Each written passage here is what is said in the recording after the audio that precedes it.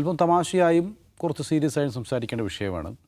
നടൻ ആമിർ ഖാൻ മൂന്നാമതും ഒരു വിവാഹം കഴിച്ചല്ലോ. ആ വിവാഹത്തെക്കുറിച്ചാണ്. ആ വിവാഹം ലവ് ജിഹാദ് ആണ് എന്നുള്ള ആരോപണമാണ് ഒരു വിഭാഗം ഉയർത്തിക്കൊണ്ടുവരുന്നത്. ഏറ്റവും ഒടുവിൽ അദ്ദേഹത്തിനെതിരെ ഭീഷണിയുമായി ലോറൻസ് ബിഷ്ണോയുടെ ഗ്യാങ്ങും രംഗത്തെത്തിയിട്ടുണ്ട്. അദ്ദേഹത്തെ ഇനിയും വെച്ചുകൊണ്ടിരിക്കാൻ പറ്റില്ല എന്നൊക്കെയാണ് അവർ പറഞ്ഞുകൊണ്ടിരിക്കുന്നത്. സാമൂഹ്യ മാധ്യമങ്ങളിലൊക്കെ അത്തരം ഭീഷണിയുടെ സ്വരമുള്ള പോസ്റ്റുകളൊക്കെ വന്നുകൊണ്ടിരിക്കുകയും ചെയ്യുന്നു. നിഷാദ്. അല്ല, അമീർ ഖാൻ മൂന്നാമത് കല്യാണം കഴിച്ചിരിക്കുന്ന ഒരാൾ ഒരു ഹിന്ദുവിനെ കല്യാണം കഴിച്ചു, ഗൗരി സ്പ്രാറ്റിനെ. അതുകൊണ്ട് അദ്ദേഹത്തെ വകവരുത്തണം എന്ന് പറയുന്ന ആളുകൾ ആദ്യം മനസ്സിലാക്കേണ്ട കാര്യം അദ്ദേഹം കല്യാണം കഴിച്ചിരിക്കുന്ന മൂന്നാമതൊരു ഹിന്ദുവിനെ അല്ല. ഗൗരിയെക്കുറിച്ച് അദ്ദേഹം പറഞ്ഞ ഒരു ക്രിസ്ത്യൻ കുടുംബാംഗമാണ്. കാസയുടെ വിഷയമാണ്. അതെ, അത് കാസ ഏറ്റെടുക്കേണ്ട വിഷയമാണ്, അത് സംഘം ഏറ്റെടുക്കേണ്ട വിഷയമാണ്. അതാണ്. അപ്പോൾ കാസയുടെ പോസ്റ്റാണ് ആ കാര്യത്തിൽ വരേണ്ടതെന്നാണ് എനിക്ക് തോന്നുന്നത്. PC ജോർജിനൊക്കെ ആ വിഷയത്തിൽ ഇടപെടാവുന്നതാണ്. മകൻ ഷോൺ ജോർജിനും ആ വിഷയത്തിൽ ഇടപെടാം. അതിനകത്ത് എനിക്ക് തോന്നുന്നു ഹിന്ദു ഐക്യവേദിക്കാരും അല്ലെങ്കിൽ ലോറൻസ് ബിഷ്ണോയോ നിതീഷ് റാണോ ഇടപെടേണ്ട കേസല്ല. അപ്പോൾ അത് ഗൗരി എന്ന് ആദ്യം കണ്ടപ്പോൾ കയറി പിടിച്ചിട്ടുള്ള ഒരു സംഗതിയാണ്. അപ്പോൾ ഗൗരി മറ്റേ ക്രിസ്ത്യാനിയാണെന്ന് അമീർ ഖാൻ വ്യക്തത വരുത്തിയിട്ടുണ്ട്. അപ്പോൾ അങ്ങനെ മാറിയുള്ള കല്യാണങ്ങൾ, നിതീഷ് റാണ അവിടുത്തെ മന്ത്രിയാണ്. ലോറൻസ് ബിഷ്ണോയി ജയിലിൽ കിടന്ന് ഭീഷണിപ്പെടുത്തുന്ന മാത്രമല്ല, മന്ത്രി അടക്കമാണ് ഈ പറഞ്ഞ ലവ് ജിഹാദാണെന്നുള്ള ആരോപണം ഉന്നയിച്ച് രംഗത്ത് വന്നിരിക്കുന്നത്.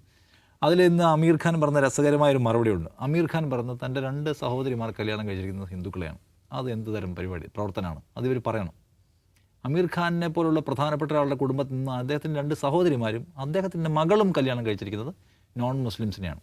അത് എന്ത് തരം ജിഹാദാണ്? അത് എന്താ ആൾക്കാർ പറയുമല്ലോ, ലവ് കുരുക്ഷേത്രയോ അങ്ങനത്തെ വല്ല പരിപാടിയാണെങ്കിൽ അത് ഈ പറയുന്ന ലോറൻസ് ബിഷ്ണോയോ അല്ലെങ്കിൽ KP ശശികലയോ അല്ലെങ്കിൽ നിതീഷ് റാണയോ ഇവരൊക്കെ വിശദീകരിക്കണം. അതല്ലേ? അതായത് ആമിർ ഖാൻ കല്യാണം കഴിച്ച മൂന്നാമത്തെ ആൾ നോൺ മുസ്ലിം ആണെങ്കിൽ അമീർ ഖാൻ്റെ കുടുംബത്തിൽ നിന്ന് 3 പേർ, അമീർ ഖാൻ 2 ഹിന്ദുക്കളെ കല്യാണം കഴിച്ചിട്ടുള്ളൂ. അമീർ ഖാൻ്റെ കുടുംബത്തിൽ നിന്ന് 3 പേരെയാണ് നോൺ മുസ്ലിംസ് ആയിട്ടുള്ള ഹിന്ദു മതവിഭാഗത്തിൽ നിന്ന് ആൾക്കാർ കല്യാണം കഴിച്ചത്. അതിൻ്റെ റേഷ്യോ നോക്കിയാൽ ഏറ്റവും കൂടുതൽ നഷ്ടം ആർക്കാണ്? അങ്ങനെ നോക്കിയാൽ അങ്ങനെ നോക്കുകയാണെങ്കിൽ ആമിർ ഖാൻ ഒരു കല്യാണം കൂടി കഴിക്കാം. അതെ, എന്നാലേ അത് മാച്ചാവുള്ളൂ. അപ്പോൾ അത് ആ ഒറ്റ ഡാറ്റ എടുക്കുമ്പോൾ തന്നെ ഈ മണ്ടത്തരത്തിൻ്റെ ഒരു ആഴം നമുക്ക് മനസ്സിലാവും. പക്ഷേ അവർക്ക് അത് ഒരു ആമിർ ഖാൻ എന്നുള്ള സംഗതിയല്ല, അതിനപ്പുറം പോയിട്ട് അതിനെ അവർക്ക് രാജ്യവ്യാപകമായിട്ടുള്ള പ്രൊപ്പഗൻഡയ്ക്ക് ഉപയോഗിക്കാൻ കഴിയുന്ന ഒരു ടൂൾ നിലയ്ക്കാണ് അവരതിനെ എടുത്തിട്ടുള്ളത്. സോ അവരതുമായിട്ട് മുന്നോട്ട് പോകും. അമീർ ഖാൻ്റെ ഭാര്യ ഗൗരി സ്പ്രാറ്റ് ക്രിസ്ത്യാനിയാണോ ഹിന്ദു ആണോ എന്നും അന്വേഷിക്കാനും ഉള്ള മെനക്കേടൊന്നും ഇതിൻ്റെ പ്രചാരകരാരും നടത്തില്ല. അതിൽ വീണുപോകുന്ന മനുഷ്യരിൽ ബഹുഭൂരിപക്ഷവും അത് മനസ്സിലാക്കാനും പോകുന്നില്ല. അപ്പോൾ അതുകൊണ്ട് അവർ രാജ്യത്ത് അവരുടെ നിരന്തരമായി ഇത്തരം വിഷയങ്ങൾ എടുത്തിട്ടുകൊണ്ട് രാജ്യത്തെ അവരുടെ രാഷ്ട്രീയത്തിൻ്റെ മേലിൽ നിൽക്കുന്ന മനുഷ്യരെ ഇങ്ങനെ തീച്ചൂളിലേക്ക് എറിഞ്ഞുകൊണ്ടേയിരിക്കുക, എപ്പോഴും അതിനെ ഇങ്ങനെ ഒരു ഇന്ധനം കൊടുത്തുകൊണ്ടിരിക്കുക എന്നുള്ള പണിക്ക് വേണ്ടി അവർ കണ്ടെത്തുന്ന സാധനമാണ്. അതിൽ അവസാനം ഇപ്പോൾ കാണുന്നത് ലോറൻസ് ബിഷ്ണോയുടെ പേരാണ്. ലോറൻസ് ബിഷ്ണോ എന്ന് പറഞ്ഞാൽ ആരാണ്? ഇന്ത്യയിലെ ഏറ്റവും വലിയ ക്രിമിനലാണ്, ജയിലിൽ കിടക്കുകയാണ് ഗുജറാത്തിൽ. പക്ഷേ അയാൾ വളരെ കൂളായിട്ട് ഈ പറഞ്ഞ പരിപാടിക്കത്തെല്ലാം ഇടപെടുന്നു. അതിലിടപെടുന്നു മാത്രമല്ല, സംഘപരിവാറിന് താല്പര്യമുള്ള തരത്തിലുള്ള രാഷ്ട്രീയമായി പറയുകയും അതിനകത്ത് പണിയെടുക്കുകയും ചെയ്തുകൊണ്ടിരിക്കുകയാണ്. ലോറൻസ് ബിഷ്ണോയി രാജ്യത്താകമാനം 10,000-ത്തിലധികം ക്രിമിനലുകളുടെ ഒരു സംഘത്തിൻ്റെ തലവനാണ് എന്ന് പറയപ്പെടുന്നു. ഷാർപ്പ് ഷൂട്ടർമാരുള്ള ഇന്ത്യയിലെ ഏറ്റവും വലിയ ക്രിമിനൽ സംഘം. ഇന്ത്യയിൽ മാത്രമല്ല, ഇന്ത്യക്ക് പുറത്തുകൊണ്ട് ഇന്ത്യൻ സർക്കാരിന് ഇഷ്ടമല്ലാത്ത ആളുകൾ ലോറൻസ് ബിഷ്ണോയി ഗ്യാങ്ങിൻ്റെ വെടിയേറ്റ് കാനഡയിലൊക്കെ കൊല്ലപ്പെടുന്ന സംഭവം ഉണ്ടായിട്ടുണ്ട്. കാനഡ പോലീസ് പറയുന്നത്, കാനഡ പോലീസ് മാത്രമല്ല, ആം ആദ്മി സർക്കാരിൻ്റെ പഞ്ചാബിലെ ആപ്പ് സർക്കാർ പോലും പറഞ്ഞിട്ടുണ്ട്, ഇവർ ഈ സംഘ്പരിവാർ രാഷ്ട്രീയത്തിൻ്റെ BJP സർക്കാരിൻ്റെ താല്പര്യത്തിന് പ്രവർത്തിക്കുകയാണ് എന്ന് മാത്രമല്ല, ഗുജറാത്തിലെ ജയിലിൽ നിന്ന് അദ്ദേഹത്തിന് ഏത് പ്രൊട്ടക്ഷൻ വാറണ്ടുണ്ടെങ്കിലും വേറൊരു സംസ്ഥാനത്തും ഹാജരാക്കുകയോ വേറൊരു കേസിലും വിട്ടുകൊടുക്കുകയോ ചെയ്യില്ല. ഗുജറാത്തിലെ ഒരു ജയിലിൽ മാത്രം അയാളെ പാർപ്പിച്ചിരിക്കുന്നു. അയാൾ അവിടെ ഇരുന്നുകൊണ്ട് തന്നെ മൊബൈൽ ഫോണിലൂടെ നിർദ്ദേശങ്ങൾ കൊടുക്കുന്നു. അയാളുടെ കാനഡയിലുള്ള അയാളുടെ കൗണ്ടർ പാർട്ടുമായി സംസാരിക്കുന്നു. അവരെ ആസൂത്രണം ചെയ്യുന്നു, അവരെ ആളുകളെ കൊല്ലുന്നു, വധഭീഷണികൾ മുഴക്കുന്നു. ഇതൊക്കെ സംഭവിച്ചുകൊണ്ടേയിരിക്കുകയാണ്. അപ്പോൾ അതിൻ്റെ കൂടെ ഇപ്പോൾ അന്ന് സൽമാൻ ഖാനെ കൊല്ലുന്നതാണ് നേരത്തെ പ്രഖ്യാപിച്ചിട്ടുള്ളത്. കൃഷ്ണമൃഗത്തെ അദ്ദേഹത്തിൻ്റെ സമുദായത്തിലെ പ്രിയപ്പെട്ട അല്ലെങ്കിൽ വിശ്വാസവുമായി ബന്ധപ്പെട്ട പ്രധാന മൃഗമാണ്, അതിനെ കൊന്നതിനുള്ള പക തീർക്കുമെന്നാണ് പ്രഖ്യാപിച്ചിട്ടുള്ളത്. രണ്ടാമത് ഇപ്പോൾ ആമിർ ഖാനാണ്. ആമിർ ഖാൻ കല്യാണം കഴിച്ചിരിക്കുന്ന മൂന്നാമത്തെ ഒരു ഹിന്ദു കുടുംബത്തിലാണെന്ന് പറഞ്ഞ് ആമിർ ഖാനെ കൊല്ലാനുള്ള തീരുമാനം പ്രഖ്യാപിക്കുകയാണ്. ആ തീരുമാനം പ്രഖ്യാപിക്കുമ്പോൾ ആ തീരുമാനം ആരുടെ പൊളിറ്റിക്കൽ പ്രോജക്റ്റിനുള്ള പിന്തുണയാണ്? അതിലാരാണ് ആനന്ദിക്കുന്നത്? ആർക്കുള്ള സഹായമാണ്? അപ്പോൾ ലോറൻസ് ബിഷ്ണോയി ജയിലിൽ കിടന്നുകൊണ്ട് ചെയ്യാനുള്ള ഏർപ്പാടുകൾക്ക് ആരാണ് സഹായം ചെയ്ത് കൊടുക്കുന്നത്? അദ്ദേഹം നിർവഹിക്കുന്ന കുറ്റകൃത്യങ്ങളിൽ സംരക്ഷിക്കപ്പെടുന്നത് ആരുടെ ആഗ്രഹങ്ങളും ആരുടെ വൈകാരികതയുമാണെന്ന ക്വസ്റ്റ്യൻ കൂടി അവിടെ ഉണ്ടെന്നാണ് എനിക്ക് തോന്നുന്നത്. എന്നാൽ ഇത് അമീർ ഖാൻ തമാശയിലെടുത്ത് വിട്ടു. അദ്ദേഹം പറഞ്ഞ പുതിയ കാലത്ത് പുതിയ തമാശകൾ വരുന്നു എന്നേ കാണുന്നുള്ളൂ, അതിനെ സീരിയസ് ആയിട്ട് എടുക്കുന്നില്ല എന്നാണ്. ഈ വധഭീഷണിക്കെതിരെ പോലും ഇതുവരെ അദ്ദേഹത്തിൻ്റെ ടീമോ അദ്ദേഹം ഒന്നും പരാതി കൊടുത്തതായി കാണുന്നില്ല. പക്ഷേ എല്ലാ ഇത്തരം ഹെയ്റ്റ് പ്രോജക്റ്റുകൾക്കും ഹെയ്റ്റ് പ്രോഡക്റ്റുകൾക്കും ഒരു വസ്തുത എന്ന് പറയുന്ന സംഗതി ഇപ്പുറത്തിരിപ്പുണ്ട്. അതിൻ്റെ ആവശ്യവുമായിട്ട് മീറ്റ് ചെയ്യാത്തൊരു വസ്തുത എടുത്തിട്ടുണ്ട്. ആ വസ്തുത പക്ഷേ ആർക്കും അറിയണ്ട, അത് എടുത്തു പറയാനോ അല്ലെങ്കിൽ നോക്കൂ, ഇപ്പം ആമിർ ഖാനെ പോലെയുള്ള ഈ ഇന്ത്യയിലെ ഏറ്റവും പ്രധാനപ്പെട്ട ഒരു നടൻ അദ്ദേഹത്തിന് ഇഷ്ടമുള്ള ഒരാളെ കല്യാണം കഴിച്ചു. അത് ഒരു കാലത്തും മൂന്നാമതൊരാൾ ഇടപെടേണ്ട കാര്യമല്ല. അതിനകത്ത് സ്റ്റേറ്റിന് പോലും ഇടപെടാനുള്ള റൈറ്റ് ഇല്ല, ജനങ്ങൾക്ക് ഇടപെടാനുള്ള റൈറ്റ് ഇല്ല, ഏതെങ്കിലും മത നേതാക്കൾക്കോ അല്ലെങ്കിൽ പ്രമാണിമാർക്കോ അതിൽ അഭിപ്രായം വരാനുള്ള റൈറ്റ് ഇല്ല. അങ്ങനെ ഇരിക്കെ അദ്ദേഹം ആക്രമിക്കപ്പെടുകയും കൊല്ലുമെന്ന് ഭീഷണിപ്പെടുത്തുകയും ചെയ്യുന്നു. നോക്കൂ, ലോറൻസ് ബിഷ്ണോയി സൽമാൻ ഖാനെ കൊല്ലുമെന്ന് പ്രഖ്യാപിച്ചിട്ട് സൽമാൻ ഖാന് വലിയ സുരക്ഷ സർക്കാർ കൊടുത്തുകൊണ്ടിരിക്കുകയാണ്. അപ്പോൾ അതിനകത്ത് പറയണ്ടേ, ഈ നിതീഷ് റാണ എന്ന് പറഞ്ഞ മന്ത്രി അടക്കമുള്ള ആർക്കോടെങ്കിലും BJP നേതൃത്വം പറയണ്ടേ, ഈ അദ്ദേഹം ആരാണ് ആമിർ ഖാൻ, അദ്ദേഹം എന്താണ് ഇന്ത്യൻ സിനിമയ്ക്ക് കൊടുത്തുള്ള കോൺട്രിബ്യൂഷൻ, അദ്ദേഹത്തെ നിങ്ങളിങ്ങനത്തെ വൃത്തികേടിലേക്ക് വലിച്ചിട്ടെന്ന് പറയണ്ടേ? അവർ പറയത്തില്ല, അവർ നടക്കട്ടെ എന്ന് വിചാരിക്കും. ഈ തമാശ എത്രത്തോളം ഗൗരവമുള്ളതാണ്? അല്ല, ഇതിലാകെ ഉള്ളതെന്ന് വെച്ചാൽ ഇതിപ്പോൾ PC ജോർജ്, ശശികലയൊക്കെ ഇത്തരം പ്രസ്താവന ഇറക്കുന്നതിൽ നമുക്ക് വലിയ അത്ഭുതം ഉണ്ടാവില്ല. പക്ഷെ അങ്ങനത്തെ ഒരാളവിടെ ഇതൊരു മന്ത്രിയാണ് ഈ പ്രസ്താവന ഇറക്കിയിരിക്കുന്നത്, ലവ് ജിഹാദാണെന്ന് പറഞ്ഞിട്ട്. അപ്പോൾ അവിടെ മന്ത്രിമാരാകുന്ന ആളുടെയൊക്കെ സ്റ്റാൻഡേർഡ്, ഇപ്പോൾ ശശികലയും PC ജോർജൊക്കെ അവിടെയായിരുന്നെങ്കിൽ മുഖ്യമന്ത്രിയൊക്കെ ആയേനെ. അതാണ് അതിൻ്റെ ഒരു സംഗതി എന്ന് പറയുന്നത്. ഇതിൽ വേറൊരു തമാശ ഉണ്ടായെന്ന് വെച്ചാൽ ഈ പറയുന്ന നിതീഷ് റാണയുടെയും ബിഷ്ണോയുടെയൊക്കെ പ്രസ്താവന വരുന്നു, വലിയ തോതിൽ സോഷ്യൽ മീഡിയ ഹേറ്റ് ആമിർ ഖാനെതിരെ വരുന്നു. അതിനിടയിൽ ഒരു ഇബ്രാഹിം ഹുസൈൻ എന്ന് പറഞ്ഞിട്ടൊരു മൗലാന പ്രത്യക്ഷപ്പെടുന്നുണ്ട്. UP എന്താണ് ദാറുൽ ഇഫ്ത, ഷാഹി ദാറുൽ ഇഫ്ത ചീഫ് മുഫ്തി എന്നൊക്കെ പറഞ്ഞിട്ട്.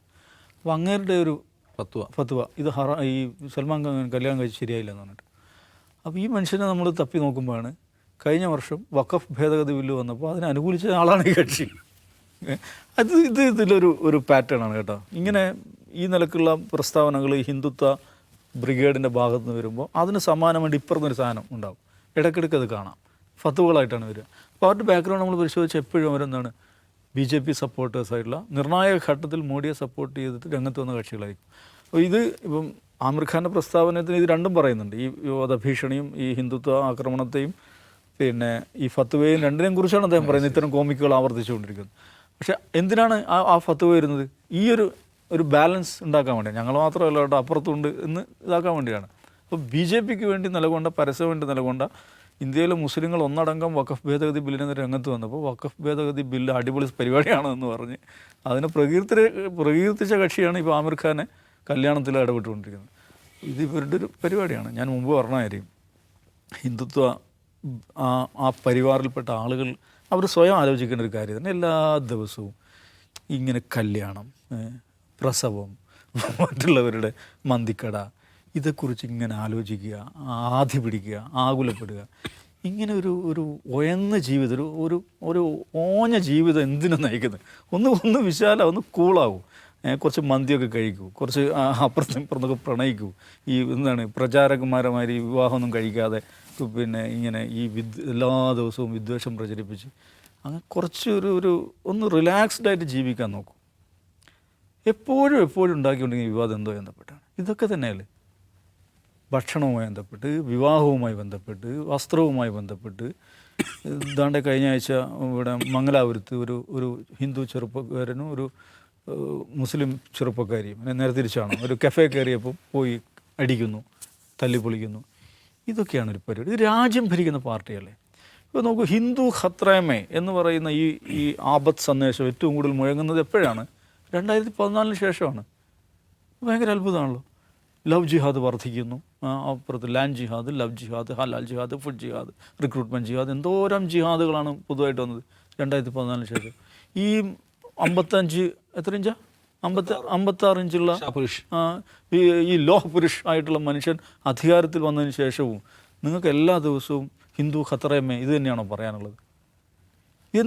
ഈ നിങ്ങളുടെ കൂടെ കൂടിയിരിക്കുന്ന ചെറുപ്പത്തെ അവർക്ക് ആത്മവിശ്വാസം ഉണ്ടാക്കി കൊടുക്കുന്നതാണോ, ഉത്കർഷം ഉണ്ടാക്കി കൊടുക്കുന്നതാണോ, അവരെ അപകർഷരാക്കുന്നതാണോ ഈ നടക്കുന്ന ക്യാമ്പയിൻ? അങ്ങനെ ആലോചിക്കും. മുസ്ലിങ്ങളെ വിട്ടേക്കും, അവരെന്തോ ആക്കോട്ടെ. സ്വന്തം സമാജത്തിൽപ്പെട്ട ചെറുപ്പക്കാർ അവരെ ഉത്കർഷയുള്ള ചെറുപ്പക്കാരാക്കി മാറ്റുന്നതാണോ, ഈ ഒരുതരം സെൽഫ് ഐസൊലേഷനിലേക്ക് പോകുന്ന തരത്തിൽ അവരെ മാനസികം പിറകോട്ട് വലിക്കുന്നതാണോ നിങ്ങൾ ഈ സ്വീകരിക്കുന്ന സമീപനം എന്നെങ്കിലും ഈ ഹിന്ദുത്വ നേതാക്കൾ ആലോചിക്കുന്ന നല്ലതാണ്. എല്ലാ ദിവസവും ഈ നിലക്കുള്ള ക്യാമ്പയിനായിട്ട് ഇറങ്ങിക്കഴിഞ്ഞാൽ നിങ്ങളുടെ ചെറുപ്പം തന്നെ നിങ്ങളെ തള്ളിക്കളയും എന്നാലോചിക്കുന്നതാണ് നല്ലതെന്ന് എനിക്ക് തോന്നുന്നത്. ആമിർ ഖാൻ ഇനിയും കല്യാണം കഴിക്കുമായിരിക്കും. അദ്ദേഹത്തിൻ്റെ ജീവിതം ജീവിച്ചു പോകും. അങ്ങനെ ഒരുപാട് മില്യൺസ് ഓഫ് പീപ്പിൾ അവരുടെ ജീവിതം ആഹ്ലാദപൂർവ്വം ജീവിച്ചു പോകും. അല്പമെങ്കിലും ആഹ്ലാദത്തോടെ ജീവിക്കാനുള്ള കുറച്ച് ദിവസങ്ങൾ കണ്ടെത്തൂ എന്ന് മാത്രമാണ് മിത്രങ്ങളോട് പറയാനുള്ളത്. ആരെ കല്യാണം കഴിച്ചാലും ഔട്ട് ഓഫ് ഫോക്കസ് തുടരും.